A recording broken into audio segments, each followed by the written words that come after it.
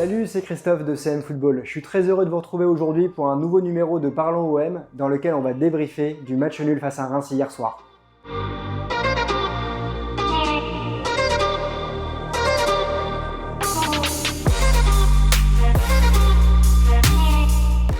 AVB avait choisi le même 11 que face à Rennes. À la surprise générale, Gueye était titulaire puisque l'OM avait fait appel de son carton rouge, cet appel étant suspensif. On s'attendait à avoir un début de match tonitruant comme face à Bordeaux, comme face à Nantes ou comme face à Monaco. Mais ce fut tout autre. L'Olympique de Marseille a été timoré dans le premier quart d'heure et on a même senti les Rémois bien placés au niveau du pressing gêner la relance marseillaise. Et très rapidement, sur une erreur de Payet, sur une perte de balle, le Reims a ouvert le score sur un contre son camp de Nagatomo. Alors, j'en profite tout de suite. Nagatomo, j'en ai déjà parlé. Face à Manchester City, les deux des trois buts viennent de son côté. Face à Rennes, l'égalisation rennaise vient de son côté également. Et hier, malgré une ou deux occasions stoppées, Nagatomo, encore une fois, c'est pas le niveau Ligue des Champions qu'on nous avait promis quand il est arrivé. Alors c'est pas une surprise pour les supporters marseillais, évidemment, le joueur a 34 ans. Mais quand on sait que ce poste n'a pas été doublé depuis l'arrivée d'Amavi en 2016, on a des questions à se poser et on a vraiment envie de voir Rokia, par exemple, à la reprise ou même face à Angers. Ensuite, dans cette fin de première mi-temps, j'ai aimé le soupçon d'orgueil des Marseillais. On a senti un Rongier qui allait de l'avant, qui a récupéré énormément de ballons. On a senti un Gueye peut-être en dessous de ses performances qu'on a l'habitude de voir quand il joue, évidemment. Mais on a senti des Marseillais qui avaient la volonté d'égaliser et très rapidement. Et l'OM a poussé, Thauvin a failli égaliser et a égalisé juste avant la mi-temps.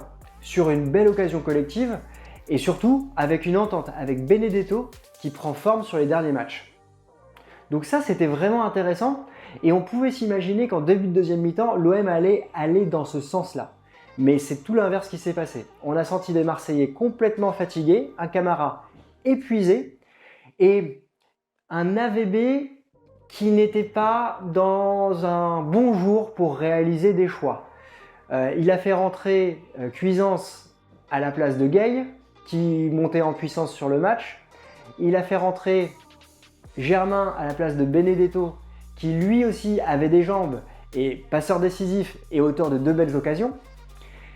Et enfin, il a fait rentrer un Radonjic, mais qui a été complètement transparent. Je ne sais même pas comment c'est possible de faire une entrée dans un match avec autant de dilettantisme. On a l'impression que le mec, il n'a même pas envie de jouer au foot. Physionomie de la deuxième mi-temps, j'attendais davantage d'impulsion du côté dans le jeu marseillais.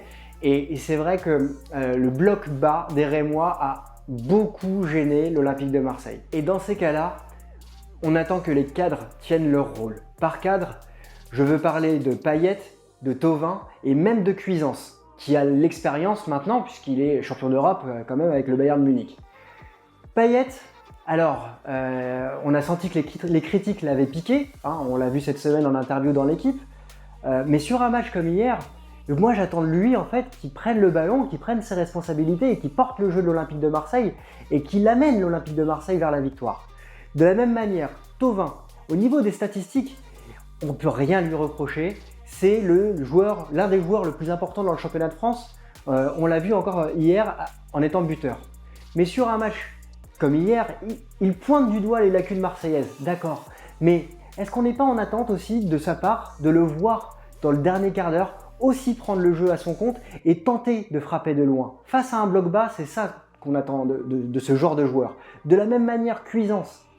Il est rentré dans un rôle plus défensif, plus relayeur, mais encore une fois, j'ai senti un joueur qui n'était pas en confiance et qui faisait des passes latérales ou en retrait.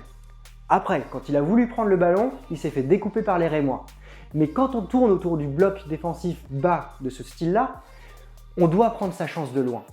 Et hormis deux frappes de Rongier, hier soir, aucun joueur n'a tenté sa chance, alors qu'on a quand même des tireurs qui peuvent faire la différence. Alors c'est une semaine très compliquée pour l'Olympique de Marseille. 2 matchs, 1 point sur 6, défaite mercredi face à Rennes, et hier soir, on a senti l'Olympique de Marseille émoussé physiquement et sans solution face à un bloc qui a joué très bas. D'abord, il faut savoir que Reims, c'est un peu la bête noire de l'OM parce que depuis l'arrivée de Franck McCourt, l'OM n'a pris seulement que 2 points face aux Rémois. Alors ces 2 points de perdus dans la course au podium, il reste un match avant la trêve face à Angers. Marseille aura 24 heures de repos supplémentaires. La victoire est attendue pour ne pas laisser s'échapper le Paris Saint-Germain, Lille et Lyon. Lyon qui l'a emporté encore une fois hier soir à l'extérieur face à Nice. L'heure du bilan viendra après ce match. Pour terminer sur une note positive, l'Olympique de Marseille, c'est 28 points en 14 matchs depuis le début de cette saison. L'équipe d'André Villas-Boas a donc 2 points de moyenne par match. C'est important de le souligner parce qu'à la fin du championnat, c'est ce qui comptera. Et si l'Olympique de Marseille continue sur ce rythme-là, je veux dire par ce rythme, c'est 8 derniers matchs, évidemment, 6 victoires, une défaite et un nul, il est certain que l'Olympique de Marseille sera dans le trio de tête. Mais pour cela, il reste un match à gagner avant la trêve qui sera bien mérité pour reposer les organismes et de quoi prendre du recul afin de voir venir les matchs de 2021. Je vous souhaite une bonne journée et je vous dis à très bientôt. Ciao!